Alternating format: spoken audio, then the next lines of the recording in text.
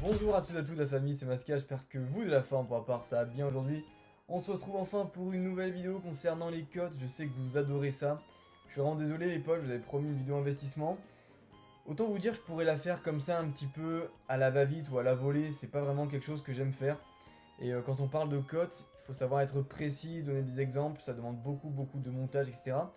Donc moi ce que je vous propose concernant cette vidéo de cotes, d'investissement, tout ça, c'est que justement on fasse un comparatif de l'année en fin 2020 pour justement comparer avec la vidéo des codes de tous les boosters qui a été faite du coup début 2020 pour voir l'augmentation de chacune des séries et à ce moment-là on verra quelle série a le plus augmenté pendant un an. Voilà, donc on fera une sorte de comparaison investissement cote et ça sera beaucoup plus intéressant que juste dire investissez sur ça ou investissez sur ça.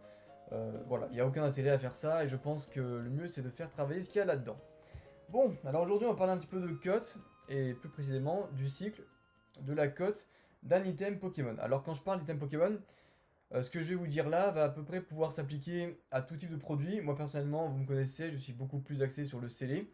Ça peut également s'appliquer à tout ce qui est cartes en loose, cartes PCA, et toutes sortes d'items scellés comme les displays, les blisters, les boosters, les coffrets notamment aussi, je pense que ça peut s'appliquer à beaucoup de choses. Bon, alors aujourd'hui, on va s'aider de deux petites choses pour alimenter les débats. Donc comme vous avez pu le voir, déjà j'ai mis ma display Lily Dragon, décellée, forcément elle est sans booster, mais en fond pour que ça fasse joli. Et donc on va s'intéresser à deux choses aujourd'hui. D'une, le remake du Block X, qui est donc le Block XY, parce que forcément ça reprend les jeux Pokémon Emerald, Ruby et Saphir. Et d'un autre côté, on va s'intéresser à un autre item, qui est donc un Booster X, lui aussi donc issu de la troisième génération, mais lui pas du remake, c'est bien de la troisième génération officielle, donc du Block X rouge feu vert feuille, voilà. Bon, alors déjà il faut savoir que tout ce qui est Pokémon au niveau d'une cote, ça va beaucoup fluctuer, comme vous avez pu le voir. Pourquoi est-ce qu'il y a un booster qu'on achète à 4,50€ en 2007 qui va aujourd'hui coter 150€? Pourquoi? On ne sait pas. En fait, si, on peut le savoir. Ce que je vais dire dans cette vidéo n'est pas quelque chose d'officiel, j'ai envie de dire, hein. C'est pas quelque chose en mode voilà, je suis un grand savant, j'ai fait des études sur ça, j'ai fait un doctorat en Pokémon. Bien sûr que non, ça reste que ma propre vision des choses. C'est toujours très important de le rappeler et de bien vous le rappeler. Ce qu'il faut aussi dire, c'est que moi en fait, même si je suis jeune et que j'ai que 20 ans, faut se dire que ça fait quand même depuis 2010 que je suis intéressé par les codes de Pokémon. Donc dès l'âge de 10 ans, je sais que c'est assez tôt quand on est gosse, je vous l'ai déjà dit. Mais je m'intéressais beaucoup aux codes et à l'évolution des codes de Pokémon pour que ce soit un investissement en même temps que ce soit une passion. Et donc aujourd'hui, 10 ans plus tard, je suis toujours là dans Pokémon après avoir repris il y a à peine 2 ans et demi. Donc forcément, pendant toutes ces années, entre 2010 et 2016, je ne me suis pas intéressé plus que ça à Pokémon. Voilà, j'ai arrêté pendant 4 ans entre 2012 et 2016, complet. Et après, j'ai repris un petit peu à 2016 jusqu'à 2018 pour vraiment me réaxer dans la collecte en 2018. Donc à partir de 2018, on peut dire que je suis vraiment axé sur les cotes et tout. Mais voilà, de ce que j'ai vu, on va partir sur 6 étapes simples. Et donc du coup, au niveau d'un produit, il faut toujours penser que un booster, c'est donc déjà une série.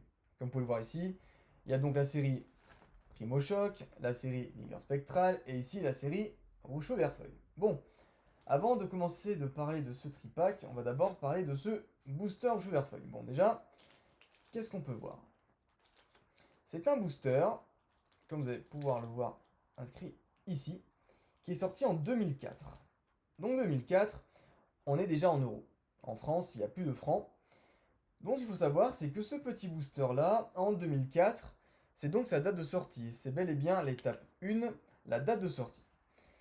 Ce qu'il faut savoir, c'est qu'en 2004, lorsque cette série sort, il y a forcément un prix de base, un prix fournisseur et un prix de revente. Donc un prix fournisseur, c'est simple.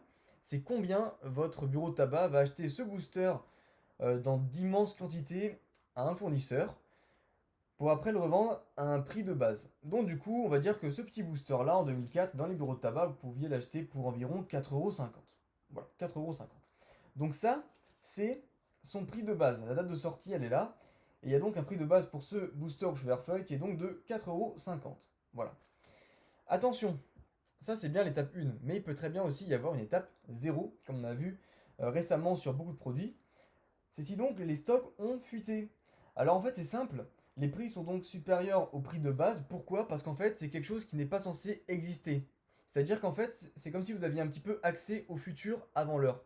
Forcément, les gens sont bien plus prêts à payer pour avoir les items une semaine, 2 semaines ou 3 semaines avant leur date de sortie officielle que lorsque ça sera sorti et que tout le monde y aura accès. Alors pourquoi je ne sais pas, peut-être par manque de patience, peut-être euh, par fierté de se dire voilà, j'ai réussi à avoir quelque chose avant sa sortie et avant les autres, je ne sais pas. Bref, ça c'est donc l'étape 0 et l'étape 1.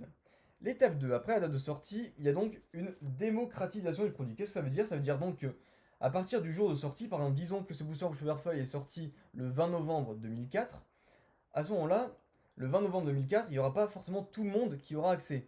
Il y aura forcément des retards au niveau de l'édition, du transport, au niveau peut-être de la vente de ces produits, etc.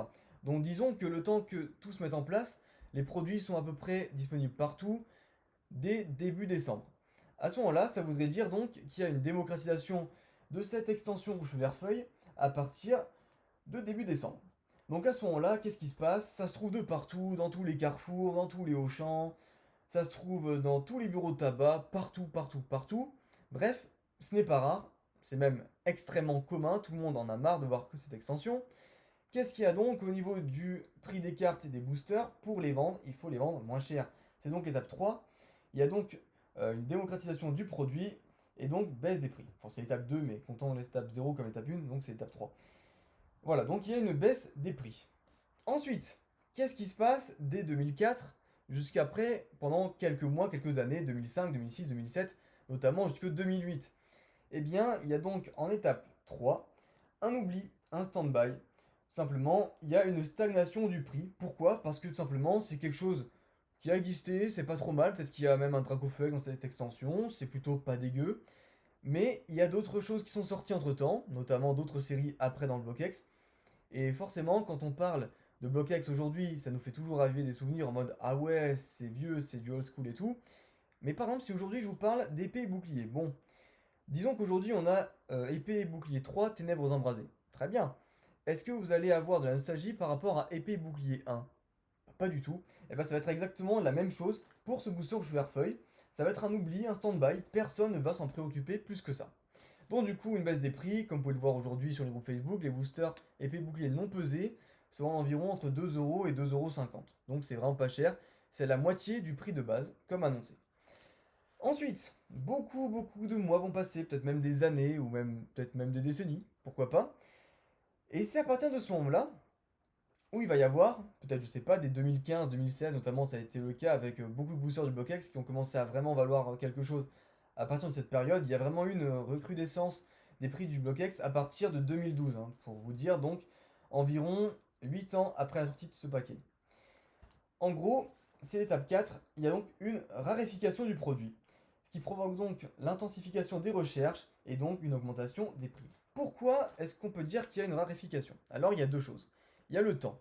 Le temps, il va contribuer donc à oublier les séries, mais aussi à faire ouvrir des boosters. Avec le temps, il y a beaucoup de personnes, notamment comme moi, qui collectionnent le scellé, qui se disent, bon, là j'ai rien à ouvrir, je m'embête un petit peu, pourquoi pas ouvrir quelque chose?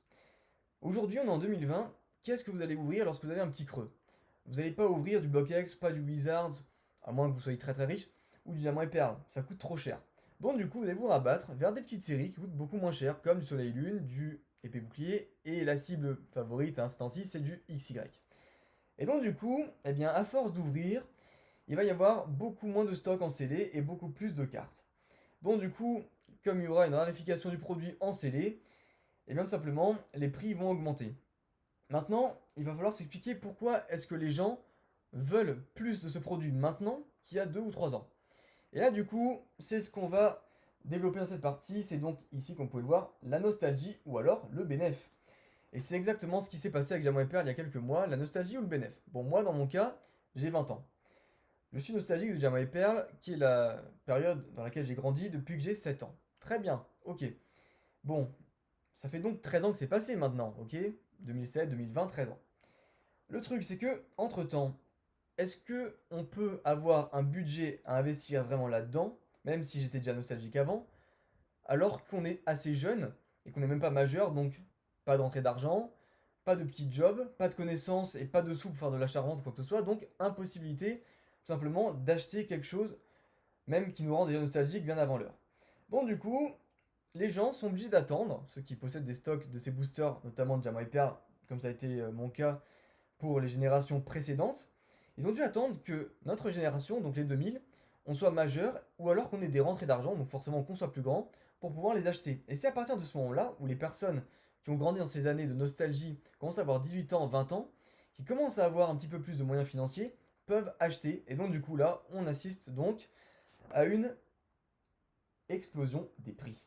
C'est donc l'étape 5, avec beaucoup plus de demandes effectivement, parce que les gens ont plus les moyens et donc peuvent se permettre de demander ce genre de booster, mais aussi une augmentation de l'offre. Et là vous allez me dire, mais pourquoi une augmentation de l'offre? Et en fait c'est simple.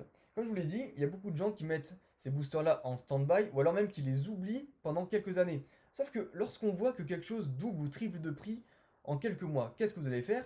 Vous allez dire, bah, attendez, moi il me semblait bien que j'en avais quelques-uns dans mon grenier de ces boosters. Allez hop là, on va les prendre et on va les revendre, forcément. Parce que ça a pris de la valeur et maintenant, ça vaut la peine justement de les revendre. Donc du coup, voilà, c'est pour ça qu'il commence à y avoir une sorte de tempête sur le marché. Beaucoup de gens veulent en acheter.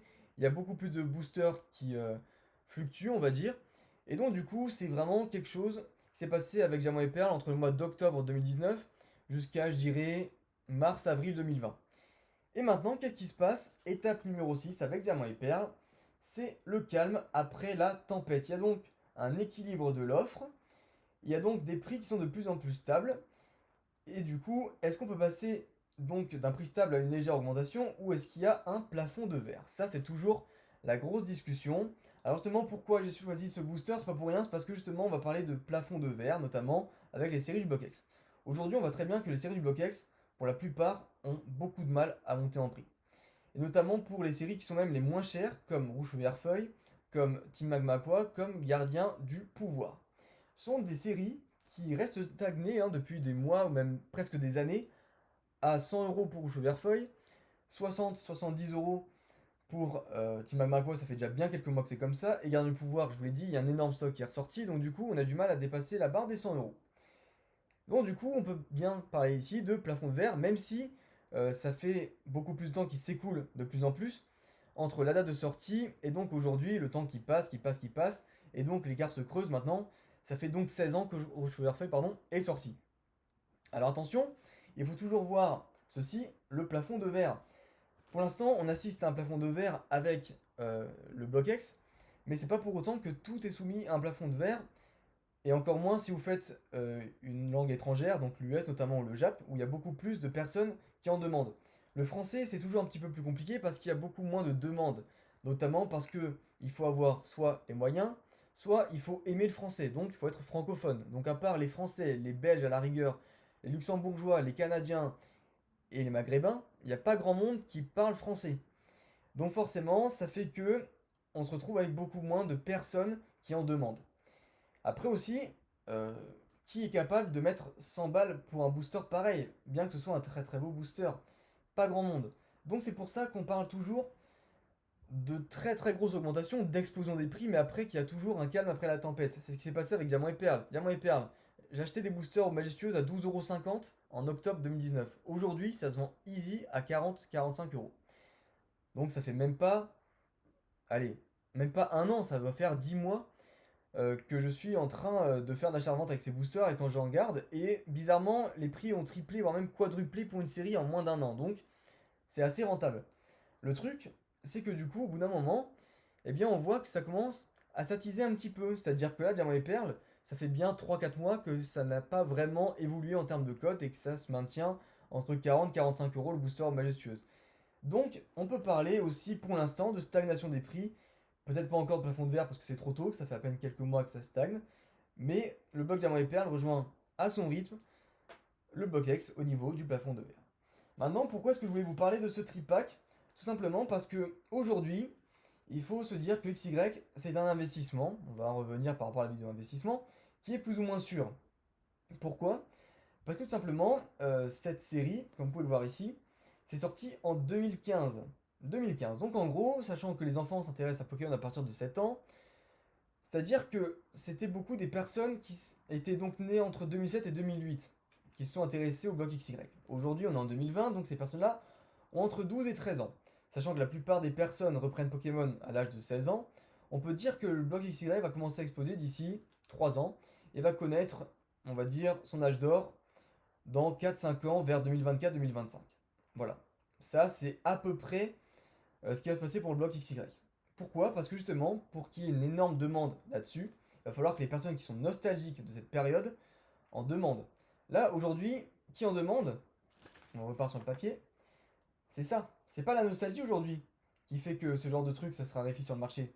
C'est le bénéf. Beaucoup d'investisseurs sont là uniquement pour le bénéf et donc essayent de pré-shot les nostalgiques en vidant tout simplement le marché de ce genre de pack pour qu'après, eh bien dans 4-5 ans, les personnes qui sont vraiment nostalgiques doivent mettre encore plus, parce que ça s'est déjà raréfié, pour avoir ce genre d'item.